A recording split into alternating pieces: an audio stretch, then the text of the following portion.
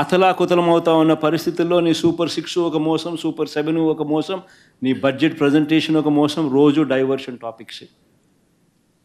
ఇలాంటి పరిస్థితులు నిన్ను ప్రశ్నిస్తే దేశంలో ఎక్కడా లేని విధంగా ఏకంగా 680 మందిపై సోషల్ మీడియా యాక్టివిస్టులపై నువ్వు నోటీసులు ఇస్తావు. 147 మంది మీద కేసులు పెట్టావు.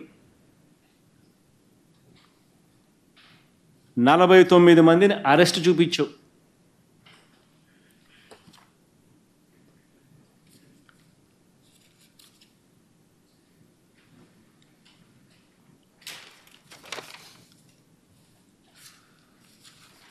సూపర్ 6 ఏమో.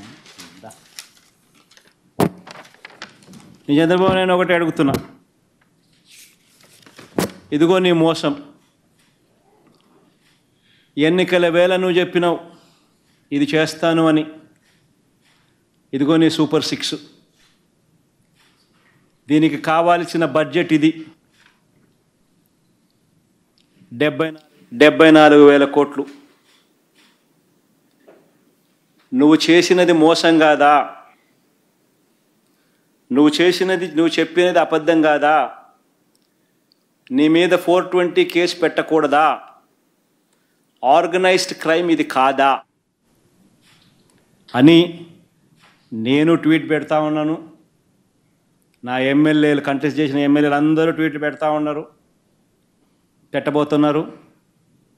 మా పార్టీకి సంబంధించిన అందరూ కూడా ట్వీట్ పెట్టి నీ మీద ఎందుకు 420 కేసు పెట్టకూడదు, నువ్వు చేసినది మోసం కాదా అని వైఎస్ఆర్సీపీకి సంబంధించిన ప్రతి కార్యకర్తకు పిలుపునిస్తూ ఉన్నాను. ఈ రెండు కూడా ఇదే మాదిరిగానే పెడుతూ ట్వీట్ చేయండి. ఇన్స్టాగ్రాము, ఫేస్బుక్, వాట్సాప్, యూట్యూబ్ అన్నిట్లోనూ పెట్టండి.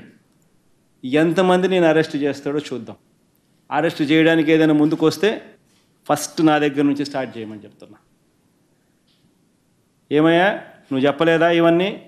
నీ మేనిఫెస్టోలో ఇవన్నీ లేవా? నీ బడ్జెట్ ఇది కాదా? నీ బడ్జెట్లో కేటాయింపులు, వీటికి సంబంధించిన కేటాయింపులు ఇవి ఉండాల్సింది కాదా? మరి ఎందుకు కేటాయింపులు చేయలేదు?